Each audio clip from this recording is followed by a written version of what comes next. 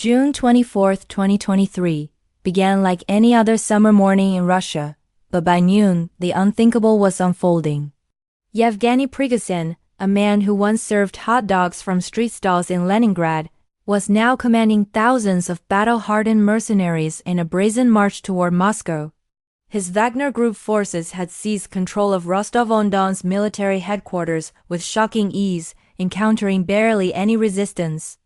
Armored vehicles rolled through the streets while bemused citizens filmed on their phones, unsure whether to flee or simply watch history unfold. What made this moment so extraordinary wasn't just the audacity of the rebellion itself, but who was rebelling. Prigozhin wasn't some distant opposition figure or foreign adversary. He was a man who had dined with Vladimir Putin, who had built his fortune on Kremlin contracts, who had operated in the shadows doing the dirty work the Russian state couldn't officially acknowledge. He was, in every sense, an insider. And now he was threatened to tear down everything from within. As Wagner's convoy thundered north toward the capital, shooting down Russian military helicopters along the way, a question echoed through the halls of power. How had it come to this? How had Putin, the former KGB operative who had methodically constructed the most sophisticated authoritarian system in modern history, allowed someone so dangerous to get so close? To understand this moment, we need to go back decades, to the dying days of an empire and the birth of a new kind of power structure. In the shadowy world of Cold War espionage, few organizations inspired more fear than the KGB. The Committee for State Security was more than just a spy agency. It was the Soviet Union's immune system, designed to detect and destroy any threat to the communist leadership. With over 480,000 employees at its peak, the KGB infiltrated every corner of Soviet society. It planted informants in factories, universities, and even within families. It monitored writers, scientists, dissidents, and anyone who dared question the party line. But the KGB's most crucial function was maintaining the delicate balance of power within the Soviet system itself. It spied on the military, ensuring that generals couldn't mount coups. It watched over regional party bosses, making sure local power didn't challenge Moscow's authority. It even kept tabs on other KGB officers, creating layers of surveillance that made betrayal nearly impossible. This wasn't paranoia, it was a sophisticated system of checks and balances designed to keep the Communist Party leadership untouchable. The military, meanwhile, represented the other pillar of Soviet power. With millions of soldiers and the world's largest nuclear arsenal, it possessed the raw force necessary to defend the regime. The genius of the Soviet system was that these two pillars, the KGB's intelligence apparatus and the military's brute strength, were deliberately kept in competition with each other. Neither could grow powerful enough to threaten the leadership because each was tasked with watching the other. This mutual surveillance created stability, but it also bred inefficiency and resentment that would eventually contribute to the Soviet Union's collapse in 1991. When the Soviet Union disintegrated, it didn't just collapse, it exploded into fragments. President Boris Yeltsin, determined to prevent any single agency from accumulating KGB-level power, shattered the monolithic security service into more than a dozen separate organizations. The FSB inherited domestic counterintelligence. The SVR took over foreign espionage. The FSO became responsible for protecting the president. Border guards, signals intelligence, and even the nuclear bunker networks all got their own bureaucracies. It was decentralization by design, but it created chaos. Throughout the 1990s, these fractured security services limped along, underfunded and demoralized. Officers went months without pay.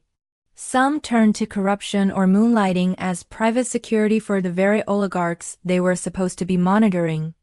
The state's monopoly on force was crumbling while a new class of ultra-wealthy businessmen were carving up Russia's natural resources and industrial assets in rigged auctions.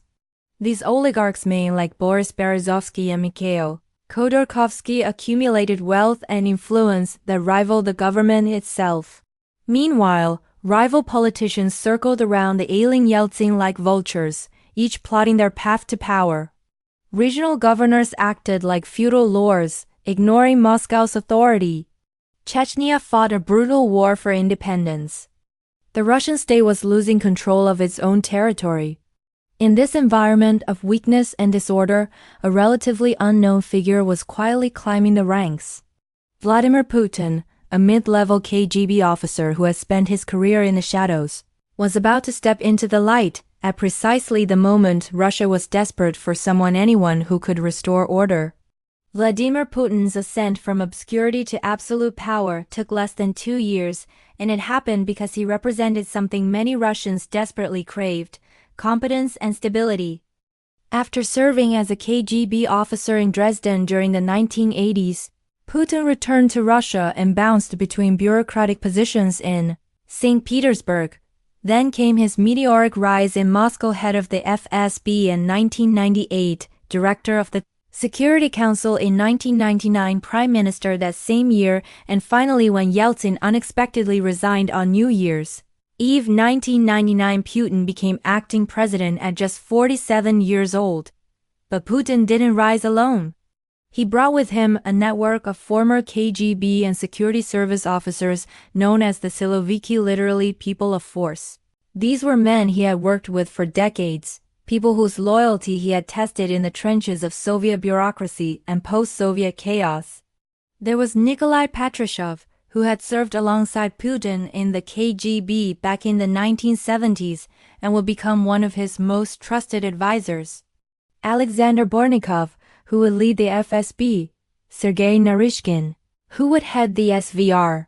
These weren't just appointments, they were acts of trust in a world where trust was Russia's rarest commodity. Putin's strategy was elegantly simple. He would rebuild the Russian state using the only institution he truly understood and trusted, the security services. But he would do it his way, creating a system where loyalty to him personally mattered more than loyalty to any institution. The Siloviki owed everything to Putin, and in return, they would help him construct something unprecedented: a modern authoritarian state hidden behind a democratic facade. With the security services under his command, Putin moved quickly to eliminate potential threats. His first targets were the oligarchs who had grown too powerful during the Yeltsin era. He arrested Mikhail Khodorkovsky, Russia's richest man, on fraud charges that were widely seen as political punishment for challenging Putin's authority. Other oligarchs got the message: pledge loyalty or lose everything. Those who complied, like Roman Abramovich, were allowed to keep their wealth. Those who resisted, like Boris Berezovsky, fled into exile or faced destruction. Putin then turned his attention to potential political rivals, using the FSB to manufacture criminal cases against regional governors, opposition politicians, and anyone who dared challenge his authority. Journalists who investigated Kremlin corruption were harassed, imprisoned, or worse. Anna Politkovskaya was murdered in her apartment building. Alexander Litvinenko was poisoned with radioactive polonium in London. The message was clear: opposition to Putin was not just politically unwise, it was potentially fatal. But Putin's genius wasn't just in eliminating threats, it was in how he organized the security apparatus to prevent any single faction from becoming powerful enough to challenge him. He deliberately gave overlapping responsibilities to different agencies, forcing them to compete for his favor. The FSB, SVR, and military all conducted foreign intelligence operations. Multiple agencies claimed responsibility for counterterrorism. He even created new services, like the National Guard, pulling responsibilities away from older institutions. This redundancy was inefficient, but that was the point. Competition bred loyalty. Confusion prevented coordination. And at the center of this deliberately chaotic system sat Putin, the only person who could navigate it all. Putin understood something fundamental about authoritarian rule. The greatest threat always comes from within. Throughout history, dictators haven't fallen to foreign armies or popular uprisings. They've been overthrown by their own security forces, their own generals, their own inner circles. So Putin developed an elaborate system of coup-proofing that went beyond simple paranoia and became a sophisticated art form. First, he institutionalized mutual surveillance. The FSB planted informants inside the military. The military reported on FSB operations. The FSO watched everyone who came near the president. Agents were encouraged to inform on their colleagues, creating an atmosphere of permanent suspicion where no one could trust anyone else enough to coordinate a conspiracy. It was the old Soviet playbook, refined and modernized. Second, Putin conducted regular purges. Even members of his inner circle weren't safe. If a security chief seemed too ambitious or a general gathered too much independent prestige, they would suddenly face corruption investigations or be quietly reassigned to meaningless positions. These purges served a dual purpose. They removed potential threats while reminding everyone else that their positions depended entirely on Putin's continued favor. Third, he deliberately fostered rivalries between his subordinates. He would pit the FSB against the SVR, the military against the National Guard, one oligarch against another. By keeping his lieutenants fighting each other, Putin ensured they couldn't unite against him. It was the classic divide and conquer strategy, but executed with the precision of a former intelligence officer who understood human nature's darkest impulses. The system was brutal, inefficient, and remarkably effective until it wasn't. Around 2014, a new player emerged in Putin's ecosystem, the Wagner Group. Technically, private military companies were illegal under Russian law, but Wagner operated openly, a testament to how much Putin valued deniability. Wagner allowed Russia to fight wars without officially being at war, to suffer casualties without adding to official military death tolls, to commit atrocities without state responsibility. It was the perfect tool for Putin's hybrid warfare strategy. At Wagner's helm was Yevgeny Prigozhin, a figure so colorful he seemed lifted from a gangster novel. Born in Soviet Leningrad, Prigozhin spent his youth as a petty criminal, serving 9 years in prison for robbery and fraud. After his release, he opened a hot dog stand, then a restaurant, gradually building a catering empire. His big break came when his restaurant caught the attention of Kremlin officials, eventually leading to lucrative contracts feeding Moscow's elite and, crucially, meeting Vladimir Putin himself. Prigozhin understood something that many of Putin's other subordinates didn't. In the new Russia, loyalty and usefulness mattered more than credentials or pedigree. He proved his worth not just through business, but by taking on tasks others wouldn't touch. He funded troll farms that spread disinformation online. He bankrolled Wagner's operations in Syria, Libya, and Africa, places where Russia wanted influence but couldn't risk open military intervention. For years, Wagner operated in a sweet spot useful enough to enjoy Kremlin protection, but not powerful enough to threaten anyone important. Prigozhin played his role perfectly, the loyal attack dog who did the dirty work and asked no questions.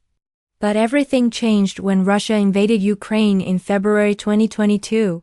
Putin's invasion of Ukraine was supposed to be swift and decisive, of a special military operation that would topple Kyiv's government in days.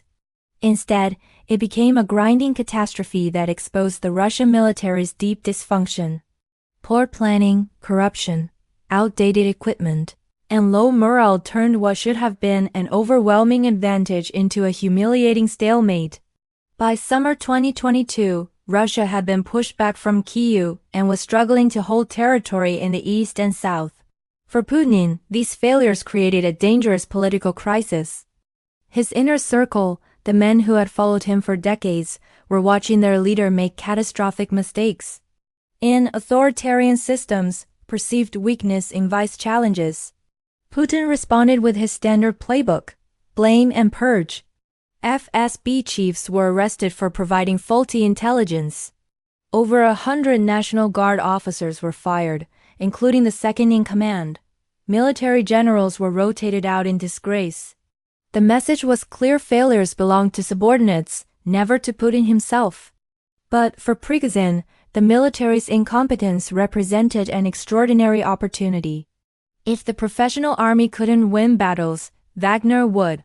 He massively expanded recruitment, cynically offering pardons to thousands of Russian prisoners in exchange for 6 months of combat service. These convicts, many violent criminals, were thrown into meat grinder assaults with minimal training. The casualties were staggering. Some estimates suggest Wagner suffered over 20,000 killed and wounded, but Prigozhin didn't care about the body count, he cared about results. And he got them. In May 2023, after months of brutal fighting, Wagner captured Bakhmut, a city that had become symbolically crucial to both sides. Prigozhin's success in Bakhmut elevated him to a new level of prominence and, crucially, gave him access to Putin's inner circle. But instead of playing the grateful subordinate, Prigozhin began publicly attacking the military leadership, particularly Defense Minister Sergei Shoigu and Chief of the General Staff Valery Gerasimov. In profanity-laced videos posted online, he blamed them for starving Wagner of ammunition, for strategic incompetence, for corruption that left soldiers dying needlessly. In any normal authoritarian system, such insubordination would be swiftly punished. But Putin didn't intervene. In fact, he seemed to encourage the feud, allowing Prigozhin's attacks to continue while making no moves to defend his military chiefs. This wasn't an oversight, it was strategy. By letting his subordinates fight publicly, Putin deflected blame for the war's failures away from himself, while keeping both sides dependent on his favor. The military needed Putin's protection from Prigozhin's attacks. Prigozhin needed Putin's permission to keep criticizing the military. It was classic Putin, using rivalry to maintain control. But the feud escalated beyond Putin's control. In June 2023, the military leadership struck back, announcing that all volunteer formations, including Wagner, would be required to sign contracts with the Defense Ministry. It was a bureaucratic maneuver designed to bring Wagner under military control and, effectively, destroy Prigozhin's independent power base. Everything he had built, his wealth, his influence, his direct access to Putin depended on controlling Wagner. Faced with losing everything, Prigozhin made a desperate calculation. On June 23, 2023, he chose rebellion. What happened next revealed the fragility beneath Putin's seemingly invincible system. As Wagner forces seized Rostov-on-Don and began their march toward Moscow, shooting down military helicopters and suffering no significant resistance, the world watched in disbelief. Prigozhin claimed he was only targeting corrupt military leaders, not Putin himself, but that distinction didn't matter. By forcing Putin to go on television and denounce him as a traitor, Prigozhin had shattered the fundamental illusion of Putin's power, the image of total control. Even more revealing was what didn't happen. The security services that Putin had spent decades building into a wall of protection largely stood aside. There was no massive mobilization to stop Wagner. Many of Putin's top military and intelligence chiefs were mysteriously absent from public view. Some reports suggested certain security services had advanced knowledge of Prigozhin's plans but took no action to prevent them. Was this incompetence, or were some hedging their bets, waiting to see if Prigozhin might actually succeed? Before reaching Moscow, Prigozhin accepted a deal brokered by Belarusian President Lukashenko and stood down. But the damage was done. The carefully constructed system of rival factions keeping each other in check had produced exactly what it was designed to prevent: an insider challenge to Putin's authority. Most tellingly, Putin hasn't fully purged the security services for their failure to stop the mutiny, and reports suggest he's met with Prigozhin multiple times since. The war in Ukraine continues, but Putin's wall of protection now has visible cracks, and everyone can see them.